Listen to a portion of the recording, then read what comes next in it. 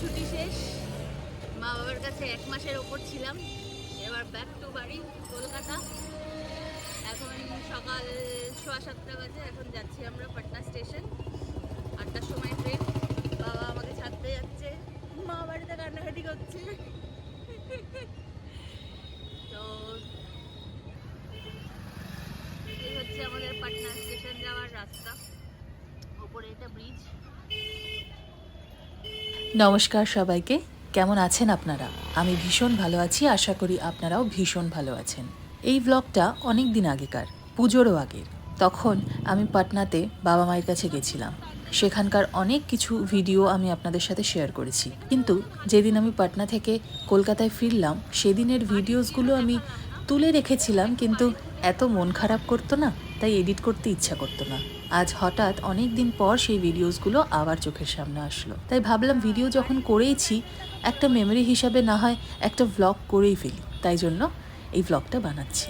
বাবা মা যেখানে থাকেন সেখান থেকে পাটনার স্টেশনের দূরত্ব ওই মিনিট 5-7। দীর্ঘ প্রায় 1 মাসের ওপর আমি তাদের কাছে গিয়েছিলাম, তাই আজ যখন বাড়ির থেকে চলে আসছিলাম তখন বড্ড মনটা খারাপ লাগছিল। মা বাবা ওদেরও খুব মন খারাপ ছিল। বাবা আমাকে ছাড়তে স্টেশনে এসেছিল, কিন্তু মা বাড়িতেই ছিল। বাবারা অতটা প্রকাশ না করলেও মারা তো একটু ইমোশনাল, তাই মা খুব কাঁদছিল। আর মায়ের কান্না দেখে আমারও কিন্তু চোখ দিয়ে জল বেরিয়ে যায়।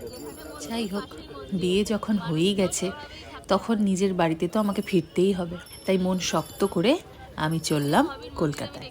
এই দেখো, এই সেই মহাবীর মন্দির। তোমাদেরকে একটা ভ্লগে আমি মহাবীর মন্দিরের পুরো ট্যুর করে দেখিয়েছিলাম, মনে আছে? পাটনা স্টেশনের একদম স্টেশন চত্বরের মধ্যেই এই মহাবীর মন্দির। ওই দেখো সামনে ওই যে পাটনা স্টেশনটা, আর এই পাশেই মহাবীর মন্দির। চলো, গল্প করতে করতে পাটনা স্টেশন পৌঁছে গেছি। এবার রিক্সা থেকে নেবে ভেতরে ঢুকবো। পাটনার এই স্টেশন চত্বরটা আমার বেশ জমজমাট লাগে। এখানে না সারাক্ষণ এরকম ভিড়ভাড়, লোকজনের আনাগোনা। কেউ স্টেশনে ঢুকছে, কেউ সেখান থেকে বেরোচ্ছে, এত গাড়ি ঘোড়া, সব সময় এখানে এরকম ভিড় থাকে।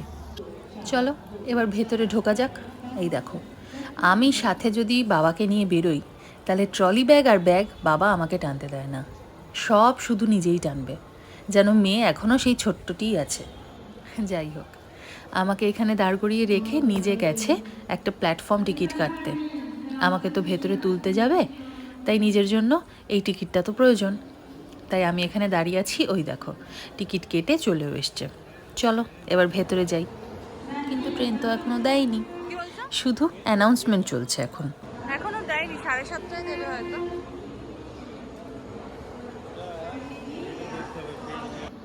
আপাতত আমরা এখানে দাঁড়িয়ে বোঝার চেষ্টা করছি যে ট্রেনটা ঠিক কত দূর অবধি আসবে আর ট্রেনের কম্পার্টমেন্টটা আমাদের ঠিক কোথায় পড়বে। কিন্তু বিশ্বাস করো, এরকমভাবে দেখলে তো বোঝা যায় না যতক্ষণ না বোর্ডে দিচ্ছে। তবে বোর্ডে এখনও ট্রেনের কিছু লেখা দেয়নি। তারপর এইসব ভাবনা চিন্তা করতে করতেই দেখি ট্রেন ঢুকে গেছে। বন্দে ভারত ট্রেনটার যখন প্রথম স্টার্ট করেছিল তখন এই ট্রেনটার কিন্তু হেভি ডিমান্ড ছিল। সবাই বলতো যে কি সুন্দর ট্রেন, দারুণ তার সার্ভিস। আর সত্যি কথা বলতে এর আগে আমি আর একবার উঠেছিলাম এই ট্রেনটায়। সত্যি এই ট্রেনটা কিন্তু খুব সুন্দর ট্রেন। আর এটার সব থেকে যেটা আমার ভালো লাগে সেটা হচ্ছে এই ট্রেনটায় ফুডিংয়ের কোনো প্রবলেম হয় না। তুমি যেখান থেকে ওঠো, যতক্ষণের জন্যই ওঠো না কেন, সেটা 1 ঘন্টা হোক, 2 ঘন্টা হোক, কিংবা 10 ঘন্টা, তোমার খাবার কিন্তু একদম প্রপার টাইমে তোমার কাছে চলে আসবে। ট্রেনের ভাড়ার সাথে ফুডিংটা সবসময় ইনক্লুডেড থাকে। তুমি যদি সকালে উঠে দুপুরে নেমে যাও, তুমি নিশ্চয়ই ব্রেকফাস্ট পাবে। তুমি যদি বেলায় উঠে দুপুরের পরে নামো, তুমি লাঞ্চ পাবে। কিংবা তুমি যদি দুপুরবেলায় ওঠো আর সন্ধ্যাবেলায় নামো, তাহলেও কিন্তু তুমি টিফিন পাবে। ঠিক সেমভাবেই তুমি রাত্রে ডিনারটাও পাবে। তাই ট্রেন যদি কখনো লেট করে তখনও কিন্তু ওরা ফুডিংটা দিয়ে দেয়। এবার ট্রেন ঢুকে গেছে, আমাদের কম্পার্টমেন্ট অনেকটা পিছনে পড়েছিল, তাই আমরা যাচ্ছি ওখানে। দেখো এখানেও ট্রলি টানছে, আমাকে দিল না ট্রলিটা। কী আর করা যাবে, পাটনা স্টেশনকে টাটা বাই বাই বলে আমরা চললাম আমার কম্পার্টমেন্টের দিকে। স্টেশনের শেড ছাড়িয়ে গিয়ে পড়েছে কম্পার্টমেন্ট। এই দেখো চলে এসছি আমরা কম্পার্টমেন্টে। এই উঠে আমরা চললাম সিটের দিকে। হাওড়া জংশন বন্দে ভারত এক্সপ্রেসে আপনাকে স্বাগতম। 59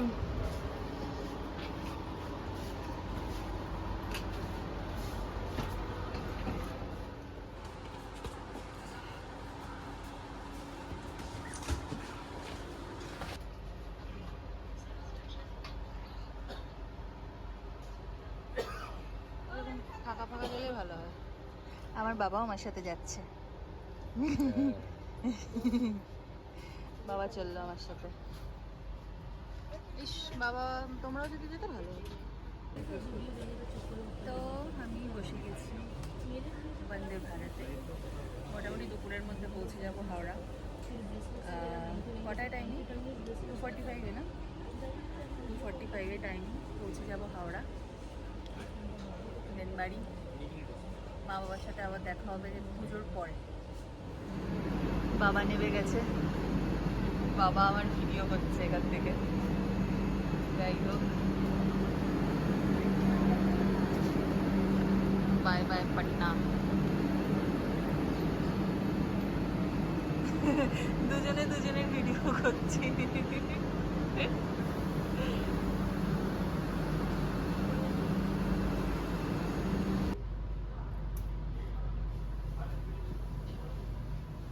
দরজা বন্ধ হচ্ছে। দরজা বন্ধ হয়ে গেছে অলরেডি।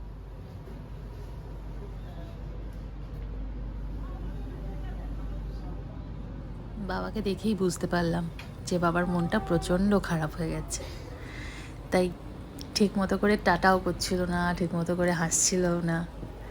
খারাপ লাগে খুব, যখন বাবা মাকে এত দূরে থাকতে হয় আমার থেকে, তখন সত্যিই খারাপ লাগে। যদি কাছে পিঠে থাকতো তাহলে এতটা কষ্ট হতো না, কিন্তু এই যে এক রাজ্য থেকে আর এক রাজ্য, বড় কষ্ট লাগে এটা। কিন্তু কিছু তো করার নেই, আমাকে তো যেতেই হবে। চলো, সফর শুরু হয়ে গেছে। আর এই দেখো, বসতে না বসতেই চা দিয়ে চলে গেছে। আমি আমার সামনের টেবিলটাও এখন ওপেন করতে পারিনি। বললাম না, এদের খাওয়ার টাইমিং একটুও মিস হয় না। এখানে দিয়েছে একটা কার্ডামম টি। এই পাউডারটার মধ্যে না দুধ, চা সব একসাথে থাকে, যেরকম ট্রেনে দেয়। আর তার সাথে একটা বিস্কিট। তারপর কিছুক্ষণ পরে এসে কাপের মধ্যে গরম জল দিয়ে গেল, সাথে দিল একটা জলের বোতল। এই গরম জলটার মধ্যে টি পাউডারটা গুলে নিলেই তোমার গরম গরম চা একদম রেডি। খেতে যদিও বা খুব বেশি পছন্দ না আমার এটা, কারণ এতে না চায়ের স্বাদটা একদম পাওয়া যায় না, কেমন যেন অদ্ভুত খেতে লাগে একটা। যাই হোক, ট্রেনে তো আর কিছু বলার নেই, তাই চুপচাপ করে এটাই খেয়ে নিতে হবে। চা খেতে খেতে দৈনিক ভাস্কর পেপারটা একটু উল্টে পাল্টে দেখছিলাম। এরকম লং ট্রেন জার্নি একা একা খুব বোরিং লাগে। যদিও এখান থেকে নিয়ে যাওয়ার জন্য আমার বরের আসার কথা ছিল, এসে 2 দিন থেকে আমাকে নিয়ে যাওয়ার কথা ছিল, কিন্তু ওর একটা কাজ পড়ায় ও আর আসতে পারেনি, তাই বাধ্য হয়ে আমাকে একা একাই যেতে হচ্ছে। এই দেখো, পেপার পড়তে পড়তে ব্রেকফাস্ট চলে এসেছে। এত তাড়াতাড়ি ব্রেকফাস্ট তো আমি কোনোদিনই খাই না। সেই ছোট্টবেলায় যখন স্কুলে যেতাম, তখন মা আমাকে সকাল 7টার মধ্যে ভাত খাইয়ে পাঠাতো। আর স্কুল লাইফটা শেষ হওয়ার পর থেকে এত তাড়াতাড়ি আমার দ্বারা টিফিনটা হয় না। সকাল সকাল চা ছাড়া অন্য কিছু আমার খেতেই ইচ্ছে করে না। যাই হোক, দিয়ে গেছে যখন, ঠান্ডা করে তো আর লাভ নেই, খেয়েই নি ভাবলাম। আর দেখো, এখানে আমাকে কত কিছু খেতে দিয়েছে এই 7 সকালে। প্রথমেই দিয়েছে লাইট ফ্রাইড পটেটো, তার সাথে বয়েলড কর্ন, একটু পিস আর একটা অমলেট। আর এটা রয়েছে উইঙ্কিজের একটা কাপকেক, যেটা আমার খুব পছন্দের। আর এখানে রয়েছে 2 পিস ব্রেড, তার সাথে একটা ছোট্ট বাটার দিয়েছে আর একটা জ্যামের স্যাশে দিয়েছে। সো ব্রেকফাস্ট তো খাওয়া দাওয়া কমপ্লিট হয়ে গেছে। এবার তাকিয়ে শুধু বাইরের দৃশ্য। আমি এখান থেকে মাঝে মাঝে পাহাড় দেখতে পাচ্ছি, জানি না এগুলো কোথাকার পাহাড়। এই আগে একটা গেল, আবার এখন একটা দেখছি। কি সুন্দর লাগছে বাইরেটা দেখতে। এই ঢুকলো শিমুলতলা স্টেশন। তো এখন ইয়াসিরি ছাড়লো, এখন বাজে প্রায় 11টা মতো। আমাদের পৌঁছতে এখনো অনেক দেরি, 2:45 বেজে যাবে হাওড়া ঢুকতে। এখনও ইয়াসিরি মানে হচ্ছে ঝাড়খণ্ড, মানে ওয়েস্ট বেঙ্গল ঢুকিনি এখনও। দেওঘর যেতে গেলে ইয়াসিরি হয়ে যেতে হয়, মানে ইয়াসিরিতে নামতে হয়, ওখান থেকে চেঞ্জ করতে হয়। সো ইয়াসিরি এখন সবে ছেড়েছে। বাইরের ওয়েদারটা ভীষণ ভালো, মানে জানি না, এখান থেকে তো ভালো মনে হচ্ছে, রোদ্দুরটা নেই। সো পুরো পুজোর আকাশ। এই হচ্ছে বাইরের ওয়েদারটা, ভেতর থেকে যেরকম মনে হচ্ছে, রোদ্দুর এক ফোঁটাও নেই, হালকা মেঘলা রয়েছে। দেখো, জাস্ট দেখো একবার, পুরো কাশ ফুলে ভর্তি চারিদিকটা। এটা কোন একটা জাংশনে ট্রেনটা দাঁড়িয়ে আছে, ট্রেনটা বুঝতে পারছি না, ওই লেখাটা পড়তে পারছি না। ওইখানটায় লেখাটা রয়েছে, ওটা পড়তে পারছি না। তা আমি এখানে একটা কাজ করছি বসে বসে, তোমাদেরকে দেখাই আমি এখানে ঠিক কী কাজ করছি। লোকে পাগল ভাববে, এরপর মারবে, পুরো ঘর বাড়ি বানিয়ে ফেলেছি এখানে আমি। লোকে দেখলে আমায় পাগল বলবে, একা একা বলে না সময় কাটে না, সিরিয়াসলি একা একা সময় কাটে না। তার জন্য ভাবলাম একটু নীল পলিশ করি, দুটো ব্যাগে ছিল। তো এই যে ফেসিস ক্যানাডারি নীল পলিশটা, এটা তার জন্য একটুখানি পরে নিলাম। আর এখানে এই যে রোদ্দুরটা আসছে, এই রোদ্দুরে আমি নীল পলিশটা শোকাচ্ছি। তো আমাদের ট্রেন সবাই ছাড়লো, এটা মধুপুর জাংশন। আপনার সমস্ত জিনিসপত্র নিতে ভুলবেন না। সো আসানসোলে ঢুকে গেছি, এবার মানে ওয়েস্ট বেঙ্গলে ঢুকে গেছি। আরও বেশ কিছুক্ষণ লাগবে, 1 ঘন্টা মতো লেট আছে। তো এখান থেকে আমাদের লাঞ্চ উঠবে আসানসোল থেকে। অলরেডি অ্যানাউন্সমেন্ট হয়েছে যে লাঞ্চে দেরি হচ্ছে, বিকজ আসানসোল যতক্ষণ আসবে লাঞ্চ এখান থেকে মানে ফুডিংটা এখান থেকে উঠতে পারবে না। তো আসানসোলে এসছে, এবার লাঞ্চ উঠবে, আমাদেরকেও লাঞ্চ দেওয়া হবে। দেখা যাক কী লাঞ্চ হয়। মধুপুর জাংশনে যেহেতু ট্রেনটা অনেকক্ষণ দাঁড়িয়ে ছিল, তাই এখন লাঞ্চ টাইমটা অনেকটা লেট হয়ে গেছে। প্রচণ্ড খিদেও পেয়েছিল।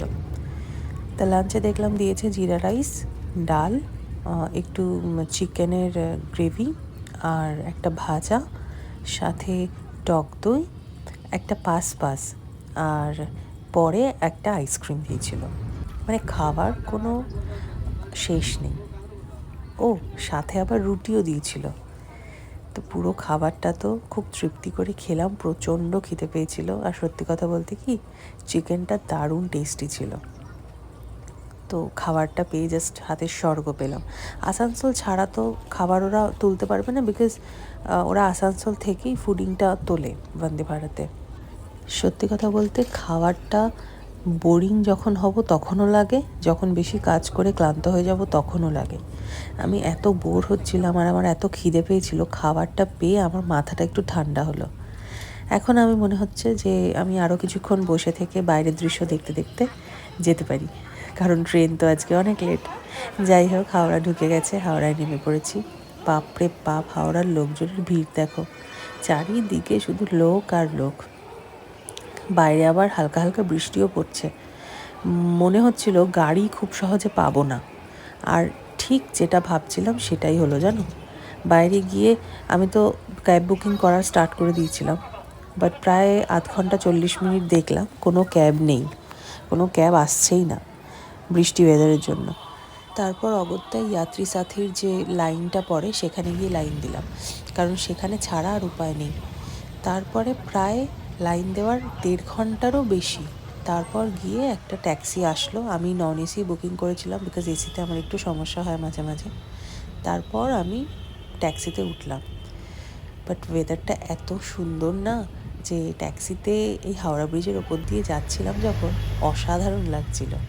ভেবেছিলাম তাড়াতাড়ি একটু বাড়ি পৌঁছাবো, দিয়ে একটু রেস্ট নিতে পারবো, বাট তার হলো কই। বহুদিন পর ব্যাক টু কলকাতা। এখন আছি আমি হাওড়া ব্রিজের ওপরে। হাওড়া ব্রিজ মানে কলকাতার একটা ঐতিহ্য। আর কেন জানি না, হাওড়া ব্রিজে ইয়েলো ট্যাক্সির একটা আলাদা ব্যাপার আছে। সো আজকে আমি অনেক বছর পর, জেনারেলি ক্যাব বলতে আমরা এখন ইয়েই বুঝি, বিভিন্ন যে অ্যাপ ক্যাবগুলো হয় সেগুলোই বুঝি। তো আজকে আমি নন এসি বুক করেছিলাম হাওড়া থেকে আসার সময়, বিকজ আমার এসিতে একটু সমস্যা হয় মাঝে মাঝে। তো আজকে আমি রিস্ক নিইনি, একা আছি, তো নন এসি বুক করেছি। তো নন এসিতে আজকে আমি পেয়েছি ইয়েলো ট্যাক্সি। তো বহু বছর পর আবার আমি এই ইয়েলো ট্যাক্সিটা একবার উঠলাম।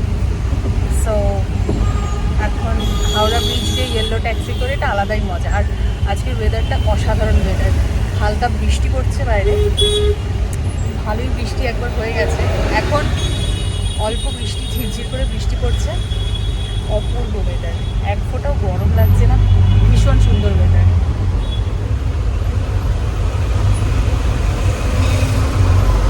প্রচণ্ড জ্যাম, মানে জাস্ট কিছুই দেখাতে পাচ্ছি না আমি এক্স্যাক্টলি, এত জ্যাম না চারিদিকে, যে ঠিক করে যে ভিডিওটা করবো সেটাই করতে পারছি না। তো চলো, মোটামুটি আমার জার্নির শেষের পর্যায়ে এসে গেছি। আর কিছুক্ষণের মধ্যে বাড়ি ঢুকে যাব। অনেক দিন পর বাড়ি ফিরছি। মা বাবার কাছ থেকে বহুদিন পর, মা বাবার কাছে ছিলাম অনেক দিন, এখন নিজের সংসারে ফেরার পালা। সো আরও অনেক ব্লগস আসবে, অনেক ভিডিওস আসবে। এরপর আমি আমার শ্বশুরবাড়ি যাব, সেটা হচ্ছে সব দেখাবো। তো সব কিছুর জন্য দেখতে হবে, চোখ রাখতে হবে গ্রিন কারি চ্যানেলে, ঠিক আছে? ততক্ষণ দেখতে থাকো আরও আমি যা যা দেখাবো। চলো।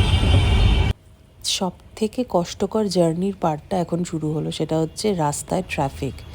এত ট্রাফিক রাস্তায় ছিল, মানে আমার যেখানে আমি বাড়ি পৌঁছে যাই 1 ঘন্টার মধ্যে, সেটা আমার পৌঁছতে লেগেছে প্রায় 2 ঘন্টা কি 2.25 ঘন্টা। আসলে কি হয়েছে, আজকে শনিবার আর কালকে মহালয়া। আমার মনে হচ্ছে সেই কারণেই রাস্তায় এতটা ভিড়। সো আজকে আমি লিটারালি বিরক্ত হয়ে গেছি, আমার আর ভালো লাগছে না। একদম 2:30-এর মধ্যে ট্রেন আমাকে নামিয়ে দেওয়ার কথা ছিল। 2:30-এর মধ্যে টাইম, 2:30 নাগাদ টাইম ছিল, 2:45 2:30 এরকম টাইম ছিল। সেই ট্রেনটা নামিয়েছে প্রায় 3:30-এরও পরে। 3:30-এর পর ট্রেন নামানোর পর বেরোলাম, বেরিয়ে দেখলাম বৃষ্টি হচ্ছে বাইরে। তো ক্যাব বুক করার চেষ্টা করলাম, ক্যাব তো পেলাম না। তারপর যাত্রী সাথী লাইনে দাঁড়িয়ে প্রায় 1.5 ঘন্টা পর একটা নন এসি ট্যাক্সি পেলাম। এসি ট্যাক্সিতে আমার একটু সমস্যা হয় বলে আমি নিইনি। তারপর রাস্তায় আজকে মনে হচ্ছে পৃথিবীর সমস্ত মানুষ আজকে রাস্তায়, তাদের গাড়ি, তাদের বাইক, তাদের অটো টোটো, মানে যা আছে যাবতীয় পৃথিবীতে যা আছে সব মনে হচ্ছে আজকে রাস্তায় নেমে গেছে। আমি কটা বাজে এখন? 6টা বাজে। আমি 4:30, 5টার একটু আগে উঠেছি গাড়িতে, 4:45 নাগাদ গাড়িতে উঠেছি। হাওড়া থেকে গড়িয়া আসছি, এখন 6টা বেজে গেছে। স্টিল নাও আমি এখনও পৌঁছতে পারিনি। আমার এখনও রাস্তার যা অবস্থা, আমার 8 ঘন্টার তো গল্প আমি এখনও দেখতে পাচ্ছি। 6:30 তো এমনি বাঁচবে না। মানে আমি জাস্ট এত সুন্দর আসছিলাম ট্রেনে, সব ঠিকঠাক হলো, এই রাস্তার মানে ট্রিপটা না আমি জাস্ট নিতে পারছি না। আর এত মানে কি বলবো, আর মানে বোঝা যাচ্ছে মানুষজনদের দেখে যে কলকাতায় পুজো শুরু হয়ে গেছে, এটাই হচ্ছে ব্যাপার। আর চারিদিকে ব্যানার, চারিদিকে প্যান্ডেল। আর আজকে স্যাটারডে, তো আই হোপ কি স্যাটারডের জন্যই ভিড়টা এত বেশি, কারণ উইকেন্ডসে প্রচুর মানুষ শপিংয়ে বেরোয়, কেনাকাটায় বেরোয়, তো সেটার একটা আলাদাই ভিড় হয় কলকাতায়। এতদিন পাটনায় ছিলাম তো বুঝতে পারিনি যে কলকাতার অবস্থাটা এক্স্যাক্টলি এখন। মানে 2 মিনিট অন্তর গাড়ি থেমে যাচ্ছে, 2 মিনিট অন্তর, কোনো ইয়ে হচ্ছে না। এর থেকে বোধহয় আমি যদি হেঁটে ওখান থেকে রওনা দিতাম, আমি তখন বাড়ি পৌঁছে যেতাম। লিটারালি এমন বাজে অবস্থা আছে কলকাতার। Exhausted, super exhausted. Let's see. এটা এখন বাঘাযতীন। আজকে শনিবার 20 তারিখ, আগে শনিবার এতক্ষণ পঞ্চমী। আর তো বেশি দিনই নেই। প্রিপারেশনটাও মানে ইম্পর্টেন্ট কলকাতায়, দুর্গা পুজো বলে কথা। সো ঠিক আছে, চলতায়। পুজোতে ভিড় একটু ঠিক আছে, মেনে নিতে হয়। চলো, আর মনে হচ্ছে জ্যামটা পাবো না, বিকজ সামনে গাড়ির যে অবস্থা দেখছি, আর নাও পেতে পারি। দেখা যাক কী হয়, কতক্ষণে পৌঁছে। টাটা।